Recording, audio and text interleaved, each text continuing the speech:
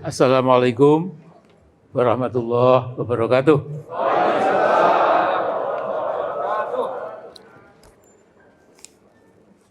Bismillahirrahmanirrahim.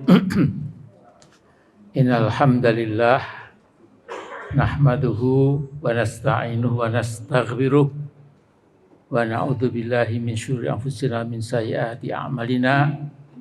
May yahdihillahu fahuwal muhtadi wa may yudlil falan tajida lahu waliyyan mursyida.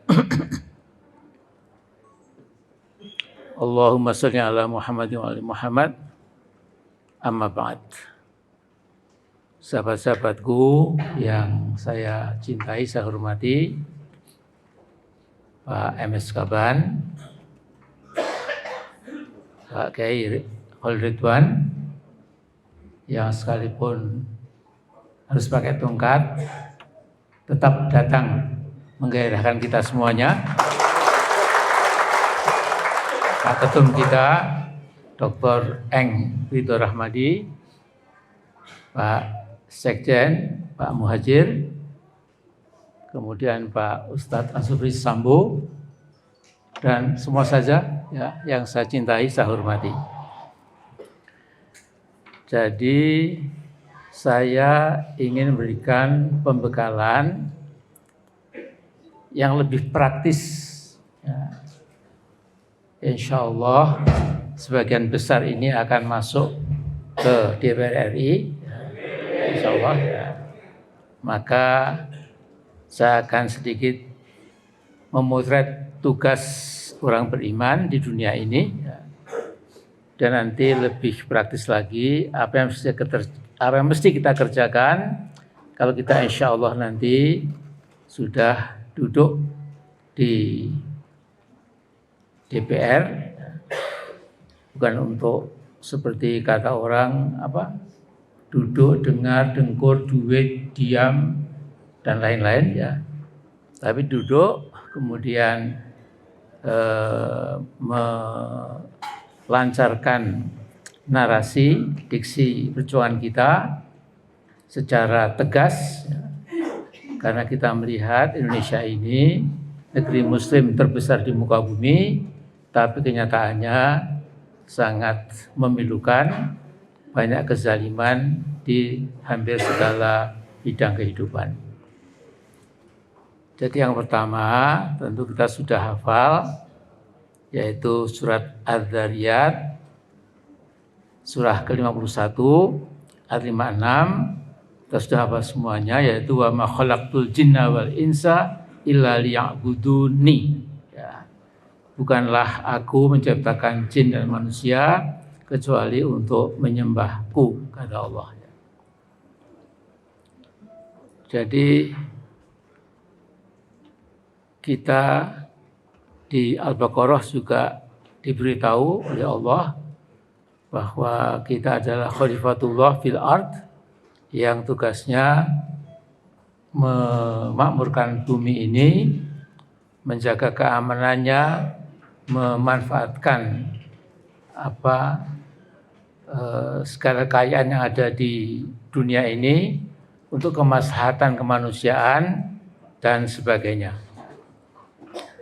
Nah, kemudian saya akan mengingatkan bahwa intisari atau saripati dari agama kita itu adalah at-tauhid, ya, yaitu disimbolisasi sebagai kalimatut tahlil. Ya. Jadi halal yuhalilu tahlilan itu mengucapkan la ilaha illallah. Ya. Tetapi dari segi lain, kalimatut tahlil juga disebut sebagai kalimatut tahrir, yaitu kalimah yang membebaskan, yaitu tahrirul ibad min ibadatil ibad ila ibadati rabbil ibad. Jadi membebaskan manusia dari menyembah sesama manusia kepada menyembah Tuhannya segala manusia, yaitu Allah Rabbus Samawati Rabbul Alamin. Ya. Nah, kemudian tadi sudah ingatkan secara selintas tugas mukmin, kata apa itu tadi, itu adalah seperti Ali Imran 104, kita sudah hafal juga, yaitu al-amru bil ma'ruf wa nahyi 'anil munkar.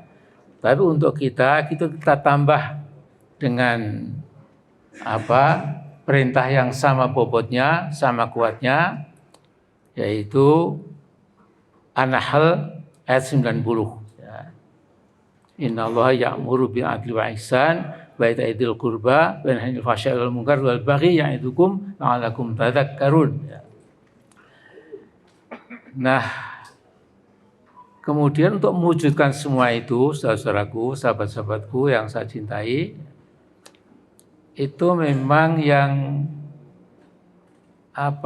kurang diangkat oleh para ulama kita, kurang digarisbawahi oleh para pejuang dakwah maupun siapapun yang ingin melihat perubahan ke arah kebaikan, itu adalah bahwa jihad fisabilillah. Jadi kita lihat di Mu'jam li Thalibil Quran itu kata jihad disebut 41 kali. Jadi jihad dalam arti fi'il, apa itu mudhari atau madhi atau fi'il amr atau isim dan lain-lain, itu 41 kali, sehingga kita harus menyadari betul-betul yang kurang dari apa yang kita jalankan sekarang ini, bahkan dunia Islam pada umumnya, itu adalah fighting spirit umat Islam, umat beriman, yaitu jihad itu cenderung melempem, bahasa lokalnya itu tidak nampak gairah, semangat untuk merubah sesuatu yang buruk menjadi bagus, sesuatu yang beku menjadi encer, sesuatu yang penuh dengan kezaliman kepada keadilan dan lain-lain. Sementara kita tahu bahwa tanpa jihad itu Islam menjadi rutin. Jadi Islam becomes a kind of routinized religion. Jadi Islam karena dikurangi semangat jihad tadi menjadi agama yang stasioner, status quo, tidak merubah apa-apa.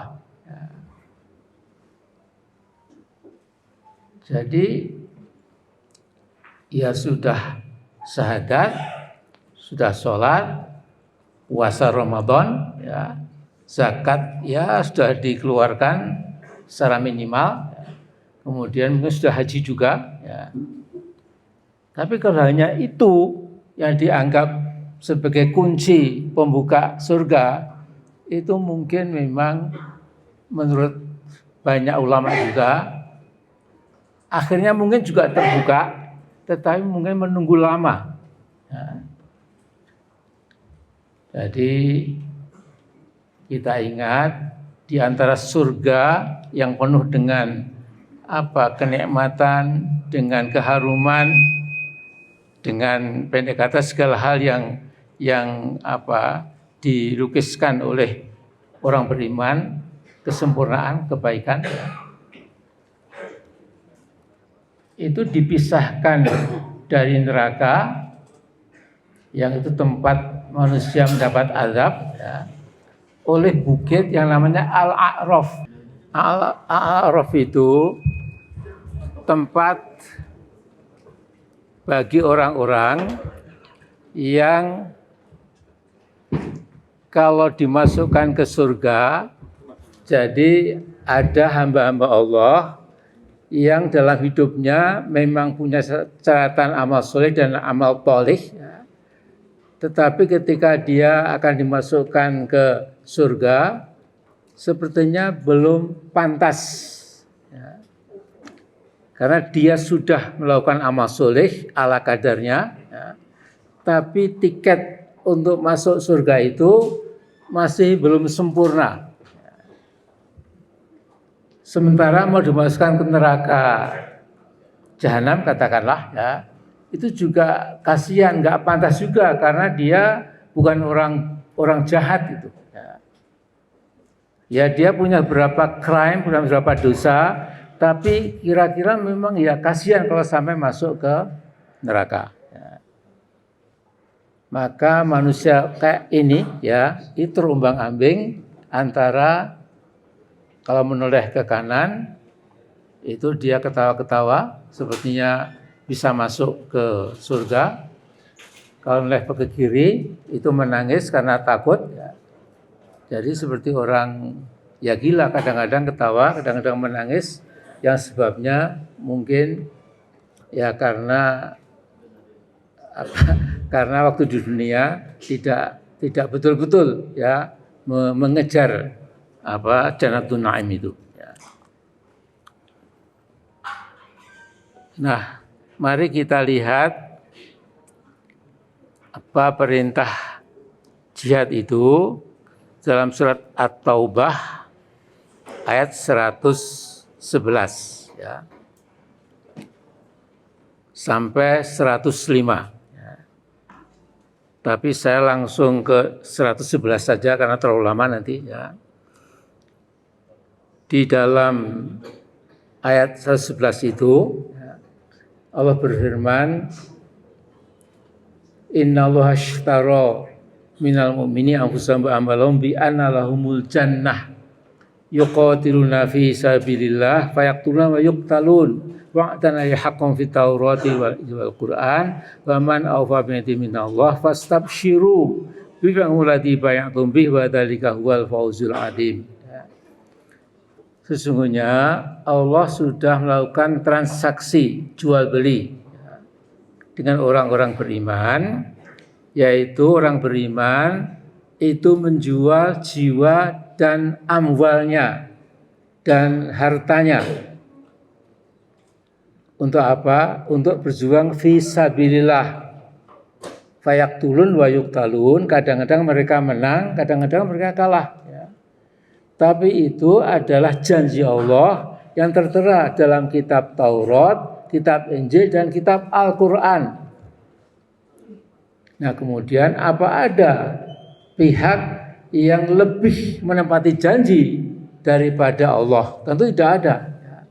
Karena itu kamu hendaknya bergembira dengan janji Allah itu, karena kalau engkau sudah membeli ya, yang ditawarkan Allah itu, maka engkau akan mendapatkan Fauzul Adzim, yaitu kebahagiaan yang luar biasa.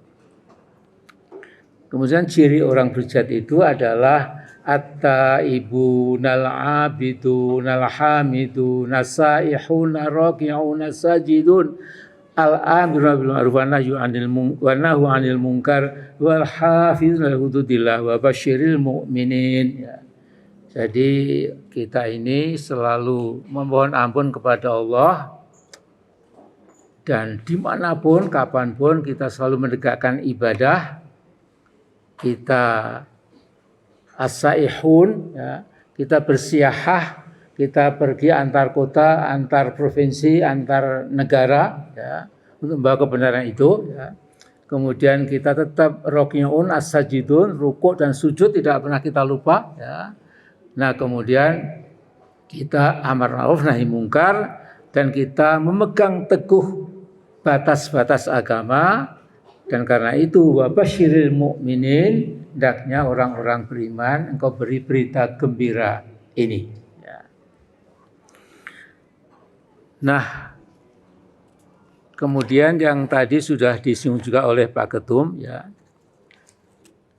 kalau amar ma'ruf nahi mungkar itu berlakunya domain cakupan berlakunya itu adalah untuk masyarakat di bawah,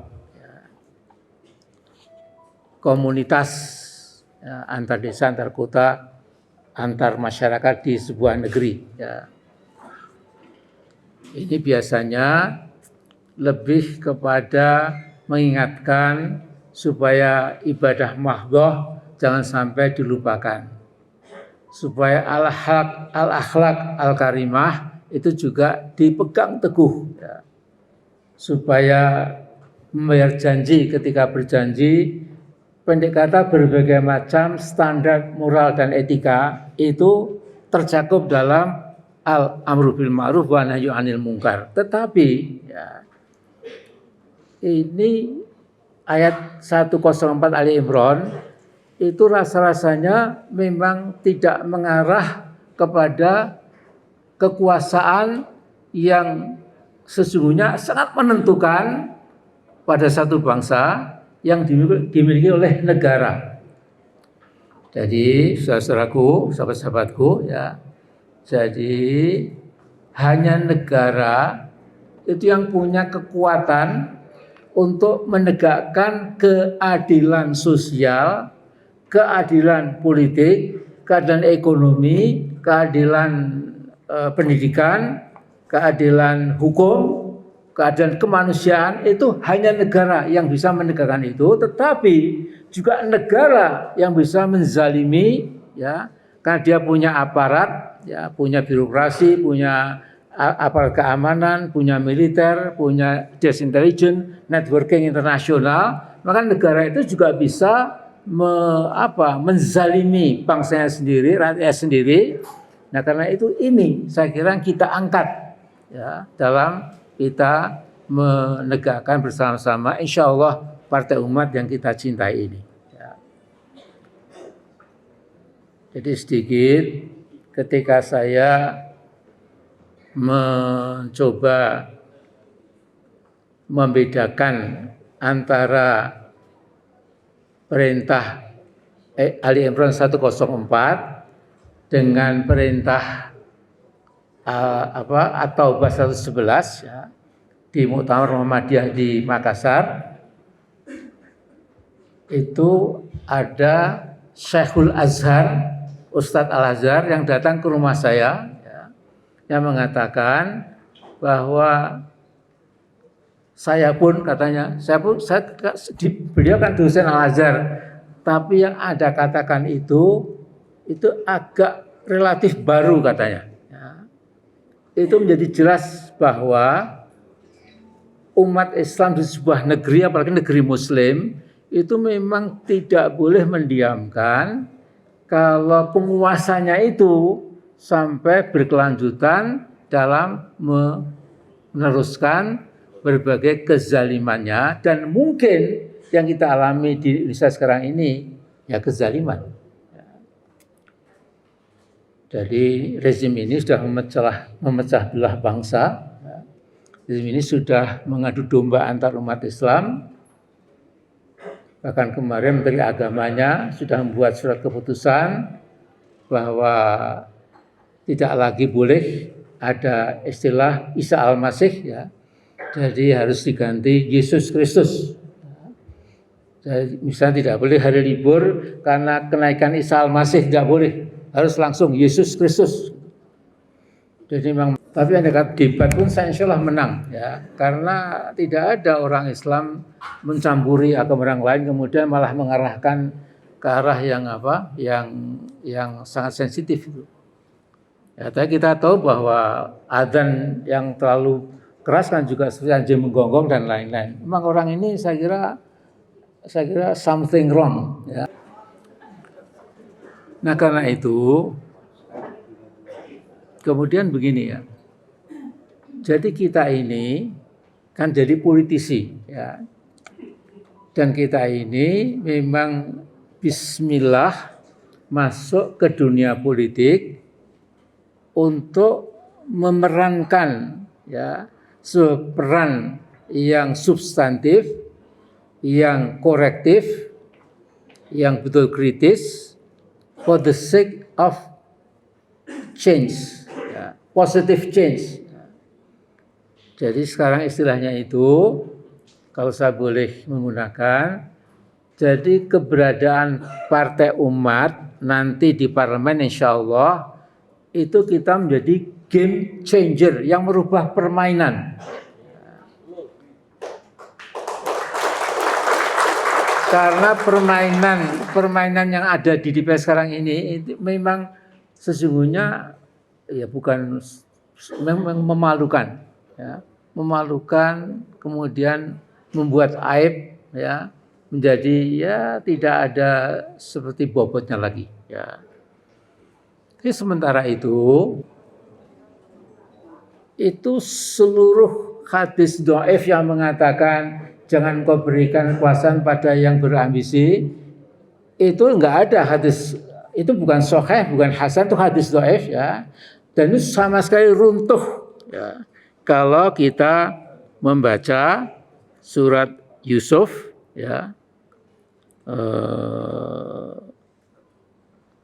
di mana Nabi Yusuf itu mengatakan, ya, qala ja'alni ala khazainil ard inni hafidun alim, ya. Nabi Yusuf itu malah mengatakan pada Fir'aun zaman itu, ya, kalau kamu nggak bisa mengatasi kekeringan, kamu nggak bisa mengatasi masalah negerimu, jadikanlah aku jadi bendahara negeri, karena saya hafidh, saya bisa menjaga, ya, saya tidak akan korupsi, saya bisa dipercaya, ya, saya tahu manajemennya hafidh, kemudian ini alim, hafidun alim. Alim itu artinya I know the knowledge, I know the technical know-how, I know how to make Egypt prosperous, equal, dan lain sebagainya. Nah, jadi panjenengan semua, ya, itu mantap. Jadi karena Nabi itu semua adalah panutan kita, semua Nabi itu, maka kita jadikan pegangan bahwa Nabi Yusuf pun itu, ya, Nabi itu kan nggak ada ambisi keduniaan, tapi demi perbaikan maka beliau mengatakan jadikan aku bendahara negeri, aku akan pecahkan segala masalah itu karena saya tahu ilmunya, saya tahu caranya, ya. Nah kemudian insya Allah nanti Anda sekalian, ya insya Allah sebanyak mungkin masuk ke parlemen, ya, itu harus tahu bahwa demokrasi di Indonesia ini memang tinggal nama, ya. Kalau demokrasi yang sesungguhnya itu ada istilahnya itu la séparation de pouvoir. Jadi kalau Pak Muhajir itu pernah 5 tahun jadi anggota DPR RI, itu sudah mengamati betul, ya. Jadi supaya seorang presiden di demokrasi itu tidak jatuh menjadi autokrat, tidak semena-mena, tidak pekok, tidak tolol, tidak BJG dan lain-lain, ya. Maka kemudian harus dipisah kekuasaan itu menjadi 3 bagian, yaitu legislatif, eksekutif, dan yudikatif.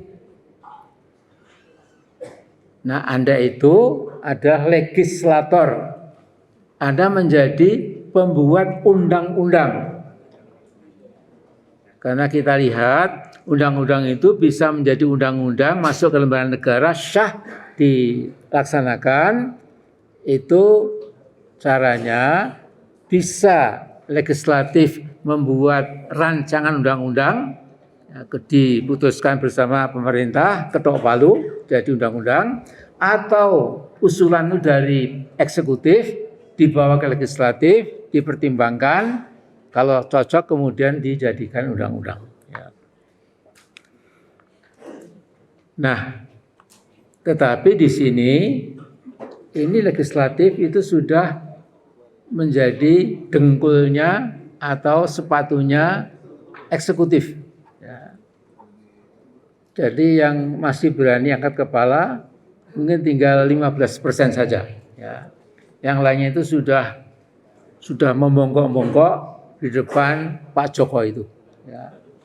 Jadi apanya Pak Joko itu diuwikan, ya diiyakan itu. Ya, we itu kan dalam bahasa Prancis kan we itu ya, yes gitu, ya. Jadi Jokowi itu Joko, yes gitu, ya. Nah kemudian sesungguhnya di asal usul demokrasi di Prancis itu waktu eksekutif sudah mulai nakal, mulai bisa menguasai legislatif dengan ancaman, dengan iming-iming, dengan bribery, dengan sogokan, maka waktu itu ada tokoh parlemen di Prancis yang mengatakan bahwa sesungguhnya ada the fourth estate. Jadi estate pertama itu legislatif, 2 yudikatif, 2 legislatif, eksekutif, yudikatif. Yang keempat itu adalah press atau surat kabaran, mass media.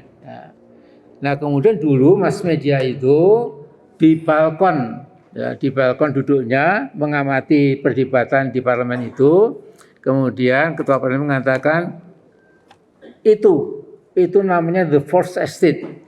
Itu loh yang duduk itu wartawan, press itu adalah estate keempat. Yang apa tugasnya itu? Untuk mengatasi kalau sampai legislatif sudah masuk ke sakunya eksekutif, maka jurnalis harus menjerit, harus menggonggong istilahnya itu, harus sekeras-kerasnya menegur bahwa sudah offside, sudah free kick, ya, sudah melanggar aturan si eksekutif itu. Ya. Tetapi sekarang wartawan pun juga sudah dibeli. Ya. Mana ada kecuali Tempo, ya, mana ada koran yang masih berani mengatakan Jokowi Pinocchio, itu enggak ada, ya. Jokowi tukang obral janji, Jokowi udah macam-macam, ya. Yang lain cuma mengatakan pokoknya presiden paling bagus ya Pak Jokowi itu, ya. Terus sekalian, ya. Nah karena itu ini yang harus kita camkan, insya Allah, ya, Anda ini punya tugas mulia, ya. Karena dalam pasal 1 ayat 7 Undang-Undang Nomor 12 tahun 2011 tentang pembentukan peraturan perundang-undangan, maka kita ketahui bahwa di pusat itu DPR RI itu punya tangan yang kuat sekali untuk menentukan undang-undang yang harus disepakati dengan pemerintah pusat. Kalau DPRD provinsi itu peraturan daerah, yaitu ngurusi provinsi itu bersama gubernur. Kalau kabupaten dan kota juga bersama bupati atau wali kota mengeluarkan peraturan daerah itu. Ya. Nah Indonesia, saudara-saudara, ya, itu sudah mengalami istilah itu democratic backsliding. Jadi kalau saya membaca Wall Street Journal, New York Times, Atlantic dan lain-lain, itu semua pengamat mengatakan bahwa Indonesia itu memang demokrasinya itu sudah gelondor, sudah masuk ke rawa-rawa. Backsliding itu terus jatuh, ya, nggak ada lagi, sudah lenyap. Nah sekarang kalau kita mau demokrasi itu sesungguhnya sesuatu yang tinggal hayalan, jadi barang konkretnya sudah tidak ada. Ya. Nah karena itu saudara sekalian, ya, saya akan menyampaikan, ya, nanti Anda kalau belum punya itu beli, ya, semua toko ada, yaitu Undang-Undang Dasar Negara Republik Indonesia tahun 1945, ya, yang mengalami revisi 4 tahapan, itu sepenuhnya waktu saya menjadi Ketua MPR, ya. Nah kemudian nanti 560 anggota DPR yang akan masuk nanti kita mungkin dari 60 itu ya bisa siapa tahu bisa 60 insya Allah ya.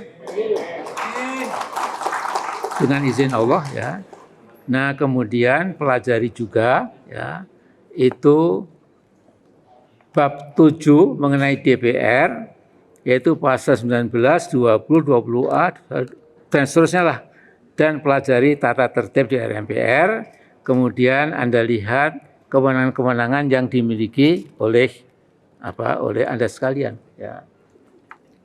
Ada hak interpelasi, ada hak membuat pansus dan lain sebagainya, nanti Anda bisa baca itu ya. Nah sekarang saya ingin menyampaikan ya, bahwa godaan-godaan politisi, ya apakah itu menteri, DPR RI dan sebagainya, itu memang mesti hanya berputar-putar di 4 hal. Ya. Jadi 4 yang menggoda manusia politisi, tapi juga manusia bisnis, manusia itu sama saja itu. Cuma yang dekat sekali dengan kekuasaan itu memang 4, yaitu power, money, sex, and fame. Jadi godaan yang menghadang, yang bisa menyerimpung ya para petinggi-petinggi pejabat tinggi itu adalah kekuasaan, fulus, money, sex, fame. Fame itu kemasyhuran. Jadi banyak sekali manusia yang gila kekuasaan itu juga gila kemasyhuran. Jadi contohnya Anwar Sadat itu waktu jadi presiden di Mesir itu memang luar biasa terkenalnya. Ya. Nah ketika dia mulai kedodoran, tidak lagi menjadi tokoh yang diliput oleh media internasional, dia menjadi bingung. Ya, kemudian dia mencari-cari gara-gara, ya, supaya kemudian tetap tenar gitu. Tapi akhirnya ketika dia pidato di sebuah perayaan nasional Mesir, ya, itu justru ditembak langsung ya, jantungnya oleh pengawalnya. Ya. Jadi banyak sekali pengawal presiden itu yang menembak presidennya, ya. Seperti di Korea Selatan, ya. Kemudian juga di berbagai negara di Eropa Timur. Ya. Kalau di Indonesia mudah-mudahan tidak. Ya. Nah, saudara sekalian, karena itu saya akan menegaskan ya, bahwa kalau Anda masih sholat 5 waktu, ya, Anda masih baca Quran, Anda masih membasahi bibir dengan istighfar, takbir, tahmid, tahlil, ya, syukur-syukur dilengkapi dengan puasa Senin Kemis misalnya, ya, maka insya Allah itu akan ada perisai, ya, perisai sehingga setan itu ketika menggoda kita itu kadang-kadang kita kalah juga, tapi tidak sampai terjerembab pada dosa besar yang kemudian ya sulit untuk tegak kembali. Ya. Ini kalau saya lihat ya, itu dalam Quran Al-Hijr itu surah ke-15 ayat 39-40 ya. Itu setan itu mengatakan qala rabbi bima aghwaytani la uzayyinanna lahum fil ard wa la ughwiyannahum ajma'in illa ibadaka minhumul mukhlasin.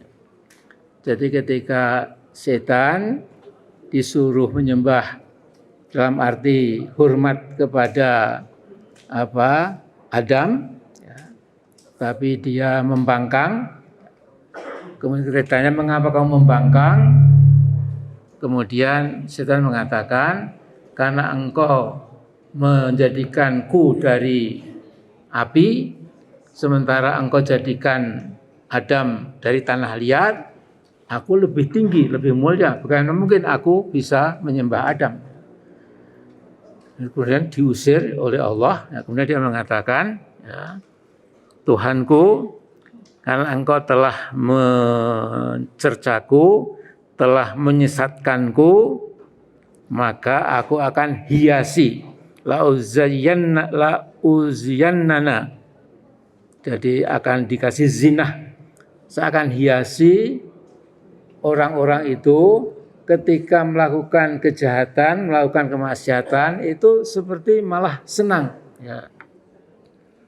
Kemudian saya akan menjerembabkan semuanya. Lagi akan saya sesatkan semuanya ajmain kecuali hamba-hambamu yang mukhlis. Ya. Jadi ini pegangan kita. Ya. Dan saya pernah 5 tahun jadi ketua MPR. Jadi saya tahu tekliwernya. Ya. Fraksi-fraksi ini dan itu memang kadang-kadang banyak banyak anggota DPR atau MPR itu yang berpikirnya itu seperti SD kelas 5. Ya. Dia kalau sudah ke New York, ke Chicago, ke San Francisco itu disangkanya malaikat sudah nggak dengan dia lagi gitu, ya. Padahal diikuti terus kemanapun, ya. Ada yang tertangkap karena shoplifting, ya. Jadi ada anggota DPR fraksi tertentu, ya. Itu karena saking bodohnya, ya. Ini long time ago, ya. Mungkin sekarang toko-toko kita juga sudah ada alarmnya itu, ya. Nah, dia memasukkan kotak minyak wangi itu dimasukkan ke kantongnya, ketika keluar gitu, ya. Dan dibawa ke polisi, dilihat paspornya ternyata anggota DPR, ya. Kemudian sempat keluar di koran, ya. Dan itu kan menghancurkan dia, keluarganya, partainya, dan bangsanya, ya. Dan juga kadang-kadang kalau sudah ke Las Vegas atau kemana itu mereka seperti lantas di mana akhlak Islamnya itu. Ya. Saya tidak akan menyebutkan, ya, tapi hal-hal seperti itu kadang-kadang dialami oleh para anggota DPR RI, ya.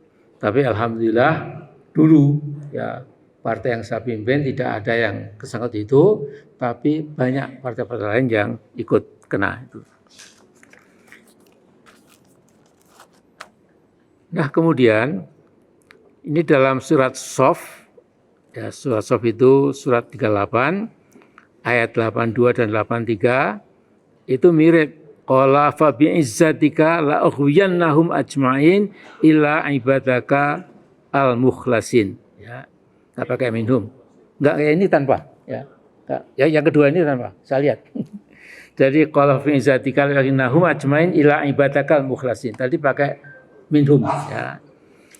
Nah, jadi ini tolong, ya, diingat-ingat, ya. Kemudian rumusnya itu mudah, ya. Jadi supaya Anda lebih yakin, ya. Saya pernah satu ketika sore-sore sedang tidur siang, ya, di rumah saya di Jogja itu, ya. Tiba-tiba kedengaran seperti suara geledek itu loh. Keras sekali itu. Saya tahu berarti ada orang yang mungkin hasad dan lain-lain, ya, ingin mengirim sesuatu yang ya, supaya saya sakit dan lain-lain, ya. Tapi karena saya masih sholat, masih baca Quran dan lain-lain, itu ada pelindung, ya, pelindung. Ya.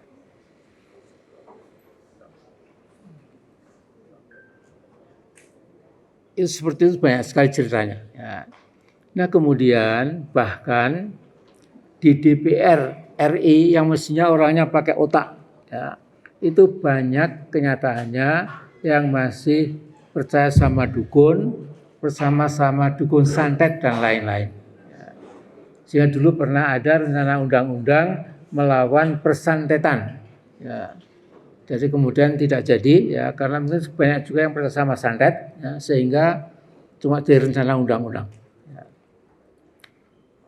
Nah ini contohnya, dulu ada wakil ketua DPR yang Islam, yang banyak amal solihnya, yang kemana-mana menyumbang untuk masjid dan lain-lain. Ya.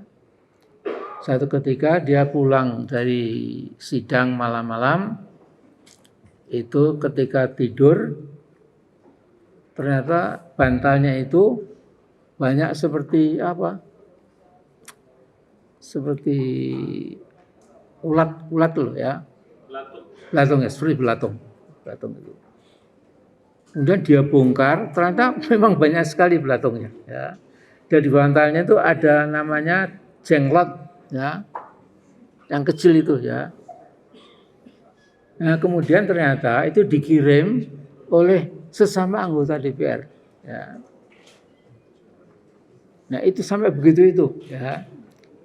Nah jadi memang ini Indonesia ini aneh, sudah berapa tahun merdeka, 78 tahun merdeka, tetapi keadaannya seperti itu. Ya. Artinya kita masih bersama santet, dukun dan lain-lain. Ya.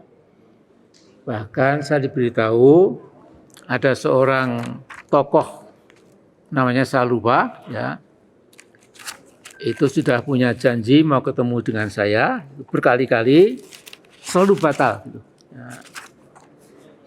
Terus saya cari berita dari dalam tuh Pak Amin, itu karena dukunnya bilang, karena sama-sama dari Solo Pak, dia nggak boleh ketemu sama orang Solo apalagi lebih tua, jadi kalah awu. Ya. Kalah apa? Ya kayak gitu itu ya. Udah jadi semua begitu aja. Nah sekarang terakhir, mari kita Bismillah mulai hari ini ya. Terus saja kita ikhlas betul ya. Kita betul-betul lillahi ta'ala. Ya. Kemudian seperti kata Nabi, kalau engkau kejar akhiratmu, duniamu pasti akan ikut. Ya. Tapi kalau kamu hanya ngejar dunia, ya nggak bakalan ada nasib atau bagian akhiratmu itu. Ya. Saya kira itu dulu yang saya ingin sampaikan. Kita ketemu lagi. Assalamualaikum warahmatullahi wabarakatuh.